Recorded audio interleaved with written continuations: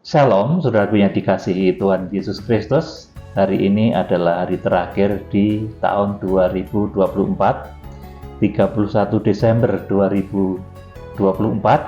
Saya akan menyampaikan pembukaan rahasia firman kepada saudara yang saya beri tema Tahun Baru 2025 dan Berkat Baru dalam Kegerakan Kuda Putih.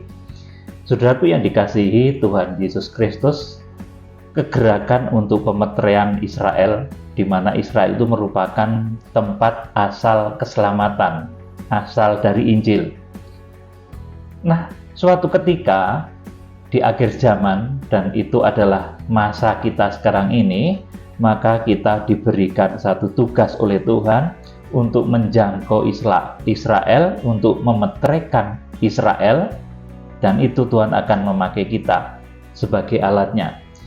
Kita menjadi zaitun liar yang di dalam Roma pasal 11 ayat 30-31, yaitu liar yang memperoleh berkat dan kemurahan dari getah zaitun asli.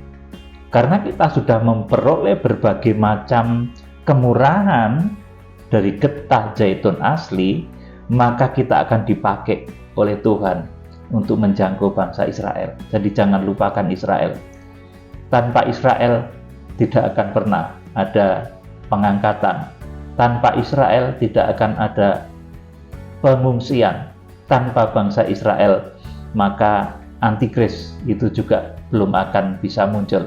Saudara, jadi pemeteraian bangsa Israel itu merupakan satu rencana Tuhan yang harus terjadi di akhir zaman, dan Tuhan akan memakai kita. Dan kalau Tuhan memakai kita, Tuhan akan melimpahkan berkat baru teristimewa di tahun 2025 yang merupakan tahun-tahun kegerakan kuda putih.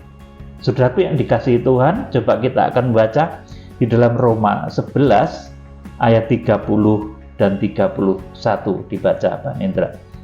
Sebab sama seperti kamu dahulu tidak taat kepada Allah, tetapi sekarang beroleh kemurahan oleh ketidaktaatan mereka, demikian juga mereka sekarang tidak taat, supaya oleh kemurahan yang telah kamu peroleh, mereka juga akan beroleh kemurahan. Ya, ini amanat tersirat dari kegerakan kuda putih. Demikian juga mereka sekarang tidak taat, supaya oleh kemurahan yang telah kamu peroleh, mereka juga akan beroleh kemurahan. Jadi lewat kemurahan, lewat berkat, lewat kemuliaan, lewat puji-pujian yang kita miliki, saudaraku, maka kita akan dipercaya oleh Tuhan untuk menjangkau bangsa Israel. Kita mengenal di dalam kitab Wahyu pasal 5 ayat 11 sampai 12, itu ada 7 perkara yang dahsyat dan luar biasa. Itu merupakan fasilitas yang diberikan oleh Tuhan untuk kita bisa menjangkau bangsa Israel. Jadi kalau saudara menginjil misalkan ke tempat-tempat terpencil, ya, di Afrika, di tempat-tempat terpencil lain, di daerah Amazon, di dataran Cina sana, saudaraku, itu saja Tuhan mencukupi. Apalagi kalau kita diutus untuk memeteraikan, untuk menyelamatkan Israel, membawa kembali api Injil itu ke Yerusalem, maka tentulah Tuhan akan menyiapkan berkat-berkatnya yang luar biasa. Dan tahun 2025 ini Tuhan akan mencurahkan berkat bagi kita, bagi para pelaksana kegerakan kuda putih. Apa yang saudara tabur, apa yang saudara kerjakan, apa yang saudara pergumulkan, nanti akan menghasilkan buah-buah yang luar biasa. Saudara, kita berkorban untuk terjangkaunya bangsa Israel. Itu merupakan satu taburan benih yang luar biasa, yang nanti akan membuat kita sangat diberkati, bahkan dengan 7 perkara besar. Dan saya beritahu kepada saudara, 7 perkara besar itu bukan sesuatu yang langsung turun dari langit, jatuh mendadak dari langit begitu. Tidak, saudaraku. Ya, kita akan membaca, coba sekarang Wahyu pasal 5 ayat 11 sampai 12. Ini berkat yang akan kita terima, di mana Tuhan itu memberi bekal, Tuhan itu memberi sangu kepada kita untuk kita itu bisa memeteraikan bangsa Israel. Dan ini akan terjadi di tahun-tahun ini. Tuhan akan melimpahkan berkat-Nya yang begitu luar biasa. Saudaraku, apa yang saudara tanam akan berbuah-buah, apa yang saudara pergumulkan akan menjadi kenyataan, apa saudara yang rindukan akan terjadi, tentunya kerinduan-kerinduan yang baik ya. Kita akan membaca Wahyu pasal 5 ayat 11 sampai 12, dibaca Pak Nendra. Maka aku melihat dan mendengar suara banyak malaikat sekeliling tahta, makhluk-makhluk dan tua-tua itu, jumlah mereka berlaksa-laksa dan beribu-ribu laksa. Ayat 12, ini fokusnya ayat 12. Katanya dengan suara nyaring, anak domba yang disembelih itu layak untuk menerima kuasa dan kekayaan dan hikmat dan kekuatan dan hormat dan kemuliaan dan puji-pujian. Amin. Saudaraku, di sini anak domba yang disembelih itu siapa ini? Tuhan Yesus. Jangan sampai ini ditafsirkan menjadi tokoh atau manusia lain, saudaraku. Dia adalah Tuhan Yesus Kristus, anak domba yang tersembelih. Dia layak untuk menerima kuasa dan kekayaan dan hikmat dan kekuatan dan hormat dan kemuliaan dan puji-pujian.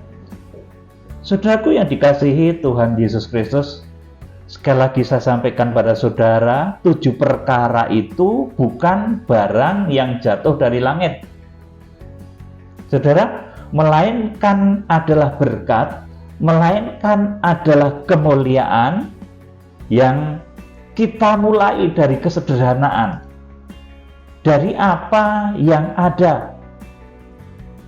Lewat apa yang ada kita miliki ini, saudaraku, dan campur tangan Tuhan, maka apa yang kita kerjakan itu menjadi bersemi, berbuah lebat saat kegerakan kuda putih. Jadi 7 perkara itu bukan barang yang jatuh dari langit, saudaraku. Uang turun dari langit langsung jatuh bertepuk di depan saudara. Tidak seperti itu proses di dalam kegerakan kuda putih. Ketika kita menjangkau bangsa Israel, itu bukan kemudian nanti kita dikayakan oleh uang yang turun dari langit, saudaraku. Nanti serinya bagaimana kalau ada uang dari langit turun itu, saudaraku yang dikasihi Tuhan. Jadi 7 perkara itu adalah berkat segala kemuliaan yang kita mulai dari kesederhanaan. Jadi ini memacu supaya saudara dengan apapun keberadaan saudara, dengan apapun modal saudara, dengan apapun keahlian saudara, dengan apapun yang saudara miliki, saudara akan dipakai oleh Tuhan untuk berbuah-buah lebat di dalam kegerakan kuda putih. Jadi, saudaraku, saya ulangi lagi, 7 perkara itu bukan barang yang jatuh dari langit, saudaraku, yang dijatuhkan oleh malaikat, saudaraku. Kemudian saudara mungkin bisa membangun satu bangunan yang besar karena dijatuhi uang dari langit oleh malaikat, saudaraku. Saudara bisa membeli segala sesuatu dari uang yang turun dari langit. Itu cerita dongeng kalau seperti itu, saudaraku. Jadi 7 perkara yang di dalam kitab Wahyu pasal 5 ayat 12 itu disebut sebagai kuasa, kekayaan. Jadi kekayaan itu nggak turun dari langit ya, saudaraku. Dan hikmat, dan kekuatan, dan hormat, dan kemuliaan, dan puji-pujian. Ini segala sesuatu yang dibutuhkan orang di bawah matahari. Artinya ketika masih ada matahari, bulan, dan bintang. Jadi tidak ada uang yang diturunkan dari langit langsung ceblok jatuh di depan kita, itu tidak akan ada seperti itu, saudaraku. Melainkan, saudaraku, 7 perkara itu dimulai dari kesederhanaan. Apa yang ada oleh campur tangan Tuhan menjadi bersemi, berbuah lebat, dan saatnya kemudian akan bisa kita pakai untuk kegerakan kuda putih. Jadi saudara dengan segala kondisi saudara, dengan segala keahlian saudara, dengan segala keberadaan saudara, dengan bakat-bakat yang saudara miliki masing-masing, Tuhan akan pakai saudara berbuah lebat saat kegerakan kuda putih. Saudara, kita belajar seperti Musa waktu membawa Israel itu keluar dari Mesir, itu juga berawal dengan apa yang ada. Dengan apa yang ada. Di mana apa yang ada pada Musa itu oleh campur tangan Tuhan diubah menjadi mukjizat yang dahsyat. Nah, kita akan membaca Keluaran pasal 4 ayat 1 sampai yang keempat. Jadi saya ulangi lagi, untuk kemuliaan, bahkan untuk segala macam yang kita perlukan dalam kegerakan kuda putih, itu dimulai dari kesederhanaan, dari apa yang kita miliki. Karena Tuhan tidak akan menjatuhkan uang turun dari langit di depan saudara. Tidak akan pernah seperti itu. Jadi saudara itu bisa dimuliakan, saudara bisa diangkat, diberkati luar biasa. Itu harus ada jalannya meskipun itu kecil. Seperti Musa itu dipakai untuk melakukan mukjizat-mukjizat besar. Itu harus ada medianya, harus ada jalannya meskipun itu kecil. Saudara akan diberkati dengan mungkin berkat uang yang melimpah. Itu juga harus ada jalannya. Meskipun dimulai dari usaha kecil, jualan apa begitu, dari warung kecil, kemudian nanti menjadi besar, dan akhirnya diberkati luar biasa. Berbisnis apapun, saudaraku, juga jangan takut memulai dari perkara yang kecil. Saudara, jadi seperti Musa yang membawa Israel keluar dari tanah Mesir, itu diberi bekal oleh Tuhan dengan apa yang ada di tangannya, yang lewat campur tangan Tuhan. Apa yang ada di tangan Musa itu menjadi dahsyat. Di dalam kegerakan kuda putih, apa yang ada di tangan saudara akan diubahkan, akan mendapatkan campur tangan dari Tuhan dan diubah menjadi dahsyat. Saudara akan bisa melakukannya. Jadi bukan karena kehebatan saudara, bukan karena 7 perkara itu jatuh dari langit, saudaraku, tetapi memang 7 perkara itu kita rintis dari kesederhanaan, bertumbuh dari kesederhanaan. Tuhan Yesus pun begitu, bertumbuh dari kesederhanaan, dari Bethlehem kecil itu. Lalu ia bertumbuh, berkembang, penuh hikmat dan makrifat, yang akhirnya, saudaraku, Tuhan melakukan karya besar, karya keselamatan. Demikian pula kegerakan kuda putih. Ini dimulai dari apa yang saudara miliki, saudara punya. Jadi saudara jangan khawatir dengan kondisi saudara yang terbatas mungkin di dalam hal kesehatannya, ada yang terganggu. Saudara jangan takut. Tuhan akan bisa menyembuhkan saudara. Saudara yang terbatas dalam keuangan, saudara jangan takut. Kalau itu saudara upayakan dengan campur tangan Tuhan, maka saudara akan diberkati dengan luar biasa yang sanggup membiayai kehidupan saudara, bahkan menopang kegerakan akhir zaman menjangkau bangsa Israel, kegerakan untuk pemeteraian bangsa Israel.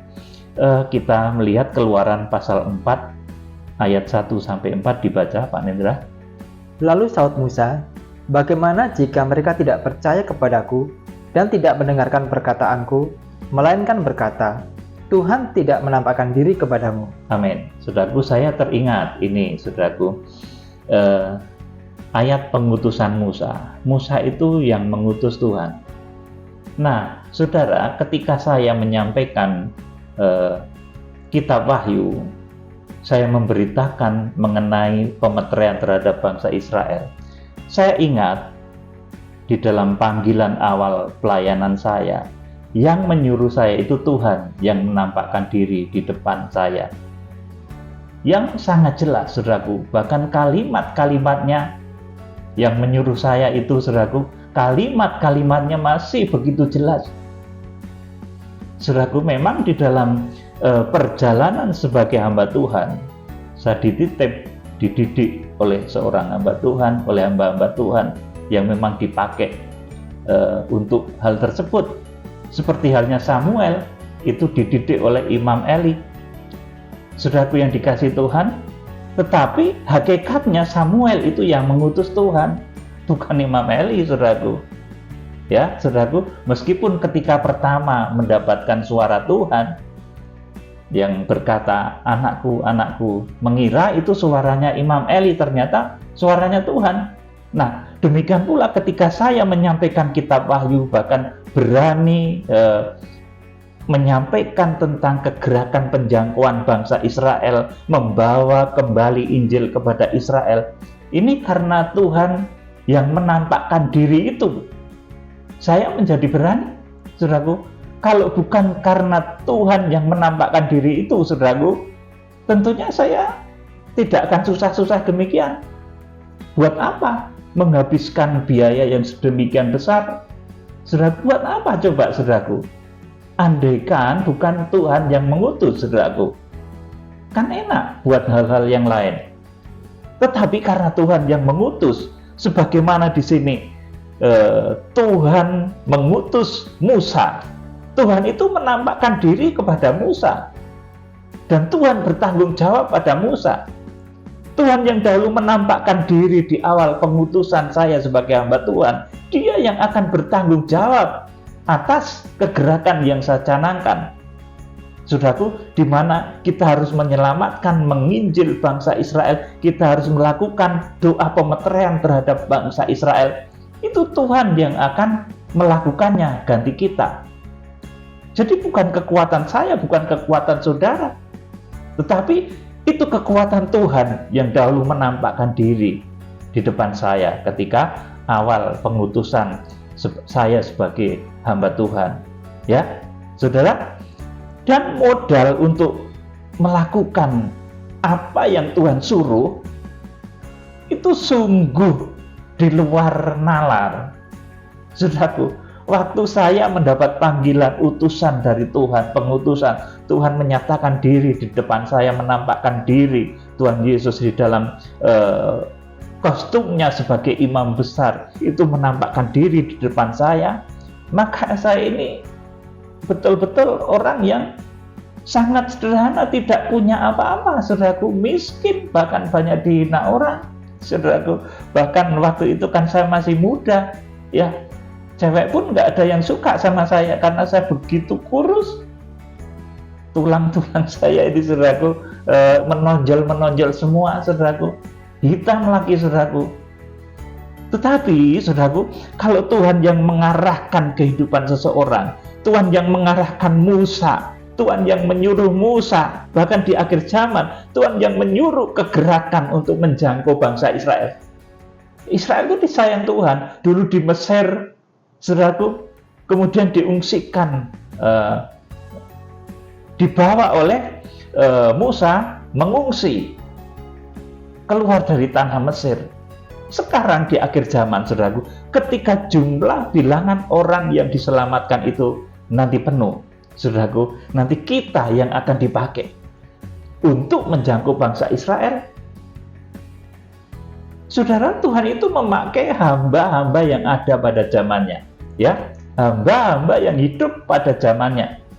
Ya, saudaraku, jadi seperti tadi, 7 perkara itu tidak jatuh dari langit, tidak dibawa oleh orang mati, saudaraku, tetapi Tuhan akan memakai hamba-hambanya. Ya, saudara harus mengerti akan hal ini. Saya jadi ingat lagu Jawa, slupu-slupu bathok, bathoe ela-elo, siromu menyang Solo, oleh-oleh payung moto, Pak Jendit lolo lobah, wong mati ora ubah, yen ubah medeni bocah, yen urip golek duit, saudaraku. Nah, saudara, ini saya ingat, ini nyanyian waktu anak kecil, ya, saudaraku. Kalau berkat Tuhan itu turun, itu enggak turun dari langit, mak telepok gitu, tidak, saudaraku. Tetapi dari apa yang ada, seperti Musa ini, saudaraku, apa yang ada di tangan Musa itu oleh campur tangan Tuhan dijadikan mujizat. Demikian pula dalam kegerakan menjangkau bangsa Israel, apa yang ada di tangan saudara izinkan Tuhan campur tangan dalam kehidupanmu, dalam usahamu, maka itu akan diubah menjadi mujizat oleh Tuhan. Ayat yang kedua, coba dibaca. Ini apa yang ada di tangan Musa? Kita akan baca. Tuhan berfirman kepadanya, "Apakah yang di tanganmu itu?" Jawab Musa, "Tongkat." Ya, saudaraku, Tuhan nggak aneh-aneh, saudaraku. Tuhan kalau menyuruh melakukan sesuatu yang dahsyat, yang besar, itu nggak perlu aneh-aneh. Tuhan cukup bilang, apa yang ada di tanganmu sekarang? Musa jawab, "Tongkat."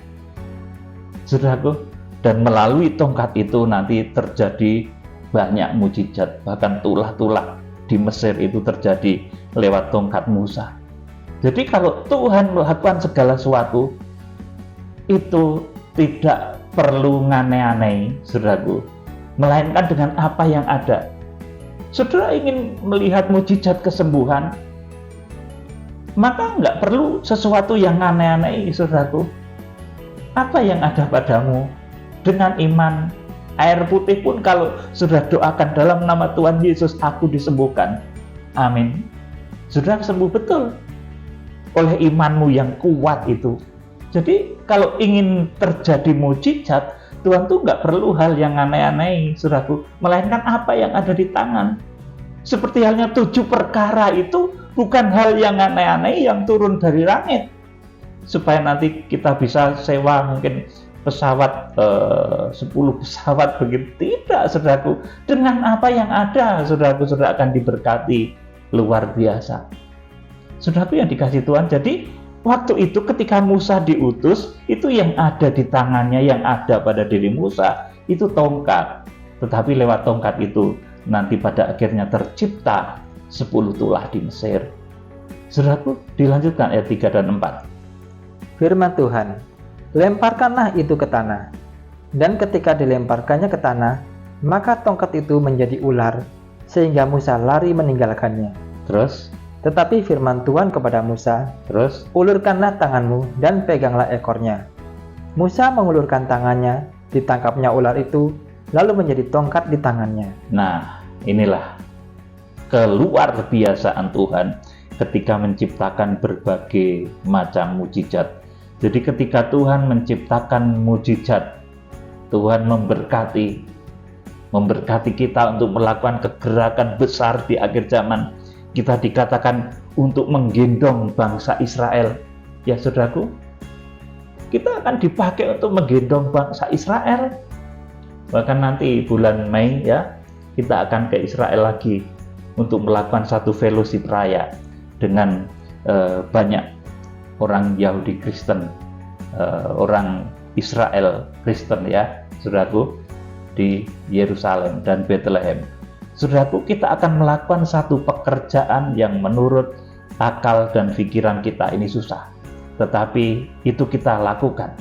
Karena lewat apa yang kita kerjakan, tidak mustahil nanti di sana akan terjadi kegerakan rohani yang besar. Di sana akan terjadi pemeteraian yang besar. Saudaraku yang dikasihi Tuhan, kita akan baca Yesaya 46 ayat yang keempat. Yesaya 46 ayat yang keempat. "Sampai masa tuamu, aku tetap dia, dan sampai masa putih rambutmu, aku menggendong kamu. Aku telah melakukannya, dan mau menanggung kamu terus. Aku mau memikul kamu, dan menyelamatkan kamu." Ya, jadi Tuhan akan menggendong Israel. Tuhan akan memakai kita untuk menggendong Israel. Saudaraku, kalau dahulu Tuhan mengutus Yohanes Pembaptis itu untuk membuat hati bapak-bapak berbalik kepada anaknya dan hati anak-anak berbalik kepada bapaknya. Maka di akhir zaman Tuhan akan pakai kita untuk membuat hati Israel itu kembali kepada Bapa, menerima Tuhan Yesus, dan Tuhan Yesus juga kembali sayang pada Israel. Saudara, itulah kegerakan akhir zaman. Itulah yang terjadi dalam kegerakan Kuda Putih, sehingga nanti terjadi pemeteraian yang digambarkan di dalam Kitab Wahyu pasal yang ke-7 ayat 1 sampai 8. Kita akan lanjut Yesaya 46 ayat 9 sampai yang ke-11. Ya, dilanjut Yesaya 46 ayat 9 sampai 11. Ingatlah hal-hal yang dahulu dari sejak purbakala, bahwasanya Akulah Allah dan tidak ada yang lain.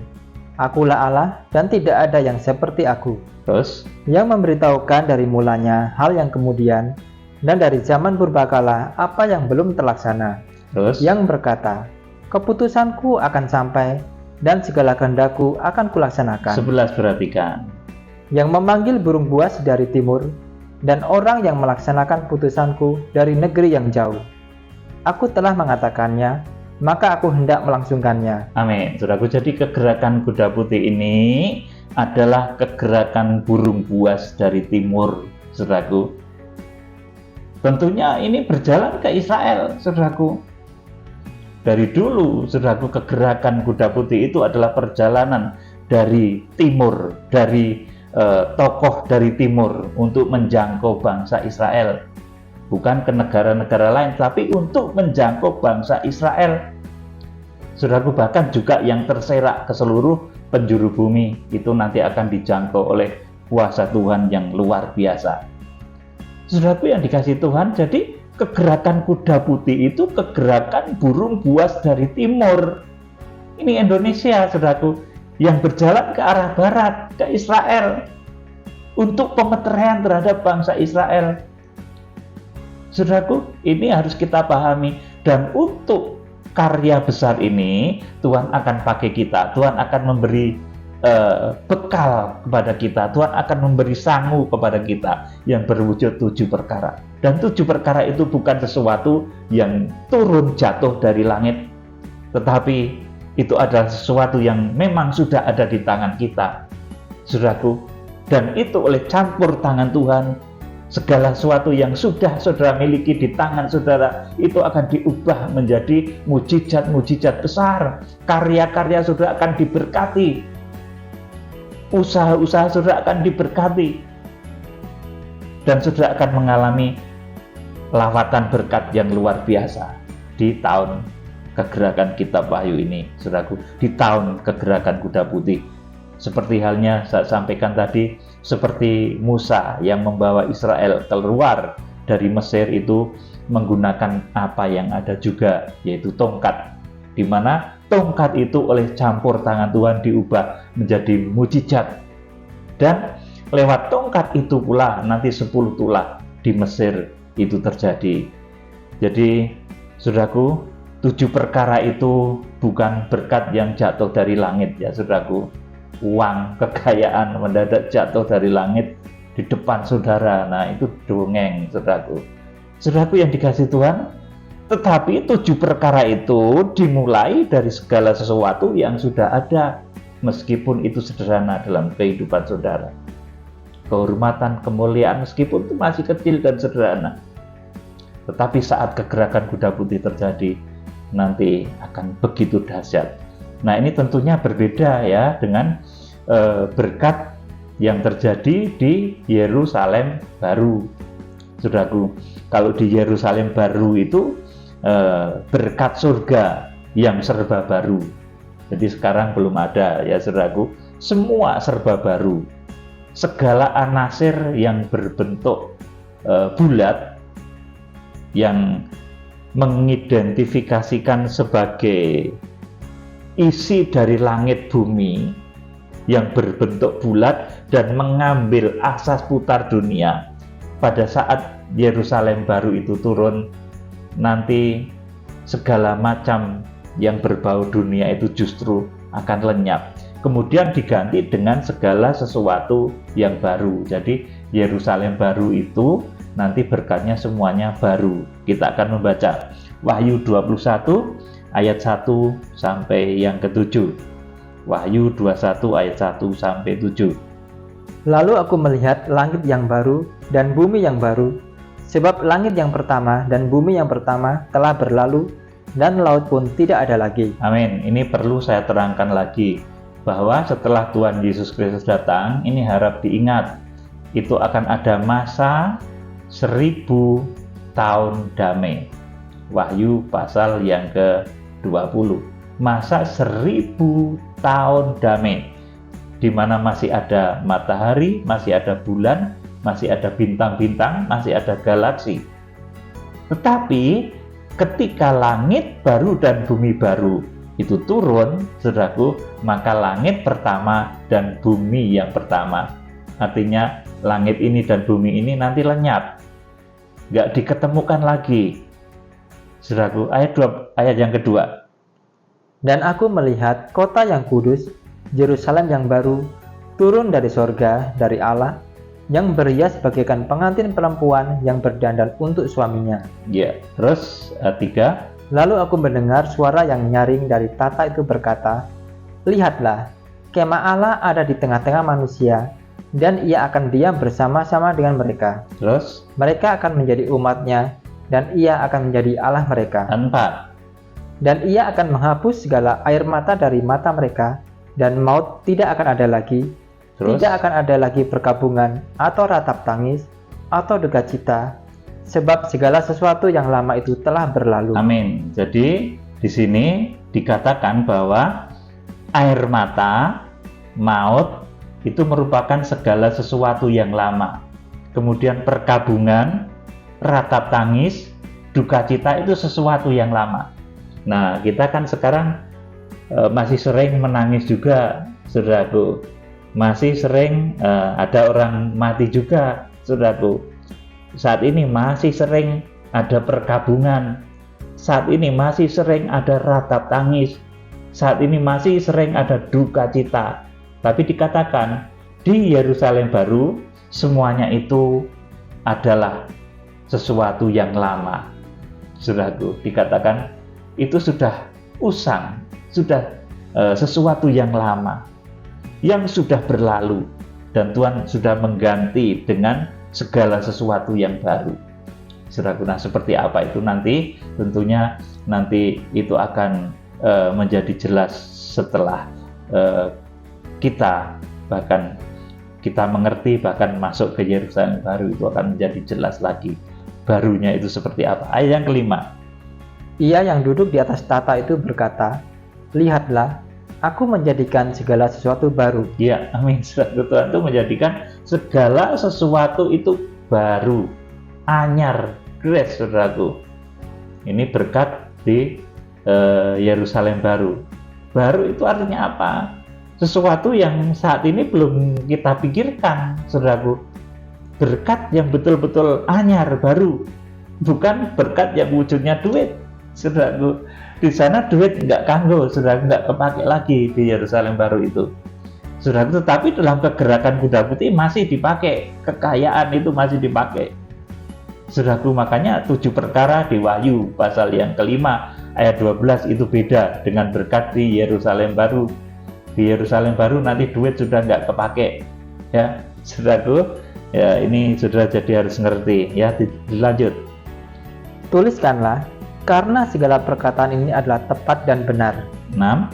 Firman-Nya lagi kepadaku, "Semuanya telah terjadi. Aku adalah Alfa dan Omega, yang awal dan yang akhir. Terus Orang yang haus akan kuberi minum dengan cuma-cuma dari mata air kehidupan. 7. Barang siapa menang, ia akan memperoleh semuanya ini, dan aku akan menjadi Allahnya, dan ia akan menjadi anakku." Amin. Saudaraku, jadi intinya di dalam pemberitaan firman kali ini, di dalam menyambut tahun baru 2025, saudara jangan khawatir, karena Tuhan memberikan janji, Roh Kudus memberikan janji, bahwa dengan apa yang saudara miliki, dengan keahlian yang saudara miliki, dengan sedikit modal yang saudara miliki, dengan kemampuan yang saudara miliki, yang sekarang sudah ada dalam tangan saudara, itu Tuhan akan sanggup ubahkan itu menjadi berbuah-buah, berlipat-lipat. Saudara akan diberkati secara luar biasa, sehingga nanti saudara itu laksana Musa, yang dengan modal apa adanya menciptakan 10 kedahsyatan. Saudara akan dipakai oleh Tuhan, di mana dengan apa yang saudara miliki, saudara akan mampu untuk berbuat sesuatu untuk kegerakan akhir zaman, untuk kegerakan kuda putih, untuk bertobatnya Israel, untuk pemeteraian terhadap bangsa Israel. Ya saudaraku, jadi ingat baik-baik ini. Pada tahun-tahun ini 2025 yang segera akan kita sambut, saudara akan mengalami lawatan mujizat-mujizat besar. 7 perkara itu bukan turun dari langit, ingat ya itu.